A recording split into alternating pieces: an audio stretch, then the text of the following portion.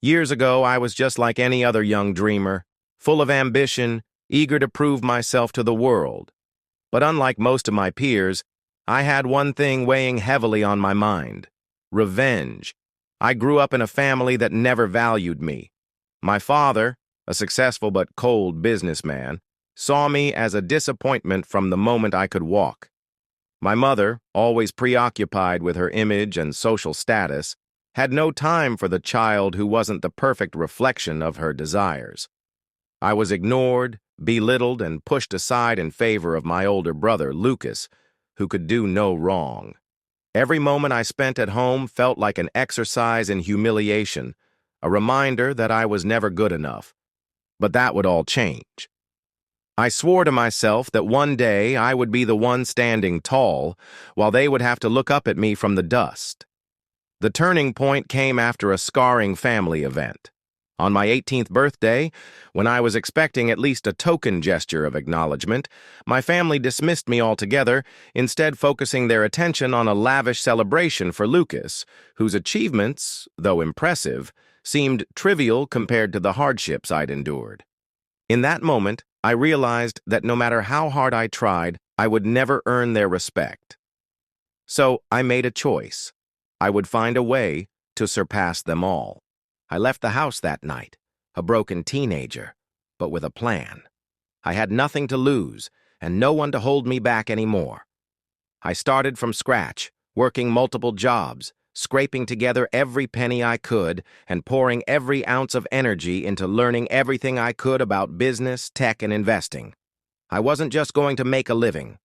I was going to build an empire. Slowly, but surely, I did. The years that followed were grueling, but they bore fruit. I started a tech startup that, against all odds, became wildly successful. Through sheer determination and a brilliant team, I took the company from a modest startup to a multi-million-dollar business, with investments and ventures spanning the globe. As the checks started to pour in, I remembered the promises I made to myself. And then came the day. The day when I finally became the person I always knew I could be. I was a millionaire, an influential player in the business world, and every move I made was carefully calculated to outsmart the very people who had once dismissed me. But it wasn't enough to simply be wealthy. No, I wanted them to know. I wanted them to understand the depth of the pain they had caused me and how it had fueled my rise. I couldn't let them think they could ignore me and get away with it. So, I began to quietly infiltrate their lives in ways they would never expect.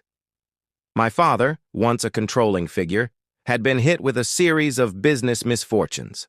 One by one, I made strategic investments that would lead to the collapse of his company. Every time he thought he had regained some ground, I was right there, behind the scenes, pulling the rug out from under him. My mother, obsessed with wealth and status, had always prided herself on the people she associated with.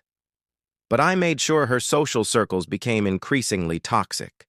I discreetly bought out companies she relied on, caused scandalous rumors to spread, and pulled financial strings that ensured her so-called perfect life began to crumble, piece by piece.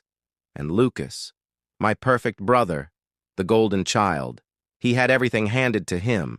But I wasn't just going to sabotage his career. I was going to ruin his reputation, expose his hidden flaws, and ensure that he knew the consequences of the arrogance he had shown towards me all those years.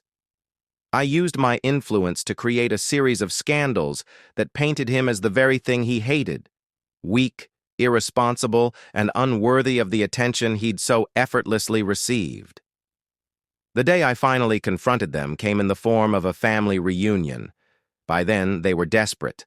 My father was on the verge of bankruptcy, my mother's social standing had taken a nosedive, and Lucas was embroiled in a scandal that threatened to destroy his career. I showed up at the reunion, not as the disgraced son they had once discarded, but as a self-made millionaire, a force to be reckoned with. They didn't recognize me at first. I had changed, physically, mentally, and emotionally. But when the realization hit, the looks on their faces were priceless. They tried to pretend it didn't matter, but I could see the fear in their eyes. I knew they understood. They finally knew the price of their neglect and cruelty. I didn't need to say much. I simply told them that I had done it all for myself. Their disappointment had been my fuel, and now I was the one who controlled their fate. They would never again have the power to define me. And from that moment on, I would ensure they knew what it felt like to be at the mercy of someone they once considered insignificant. Revenge is a dish best served cold, and I had spent years perfecting it. But now, as I looked at them, I realized that the greatest revenge wasn't in the destruction of their lives. It was in the simple fact that I had succeeded on my own terms without them, and in a way they could never have imagined. And that, I realized, was the most satisfying victory of all. Like and subscribe for more video like this.